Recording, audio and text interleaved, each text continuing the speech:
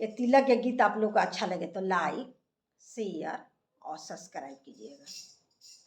कहाँ माँ से आवेला तिलकवा तो कहाँ माँ में शोर भैले हो। कहाँ माँ से आवेला तिलकवा तो कहाँ माँ में शोर भैले हो। के कर चढ़े ला तिलकवा तो कहाँ माया जोर भैले हो। के कर चढ़े ला तिलकवा तो कहाँ माया जोर भैले हो। जनकपुर से आवेला तिलकवा अयोध्या में शोर भैले हो। जनकपुर से आवेला तिलकवा अयोध्या में शोर भैले हो।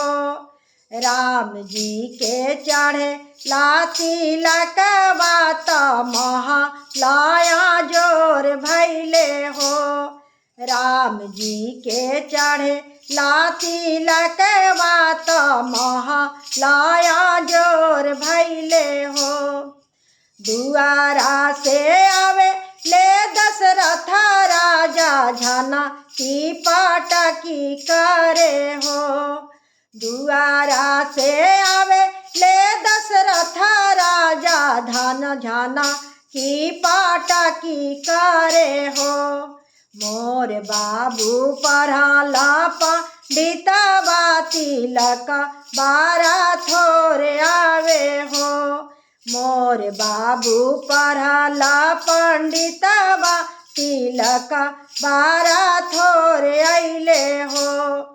कहाँ माँ पटकवा में थाली लोटा कहाँ माँ में गागर हो।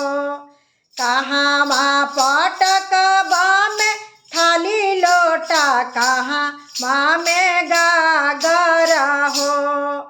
कहाँ माँ में बाबू के छुपई तिलक बारा थोरे अइले हो। कहाँ माँ में राम के छुपई बया जुरी तो ना भरेला हो। आंगना पटकवा में थाली लोटा दुआरा पर गागर हो। आंगना पटकवा में थाली लोटा दुआरा पर गागर हो। महला छुपई बादुलरुआया जुरी ओ ना भरेला हो।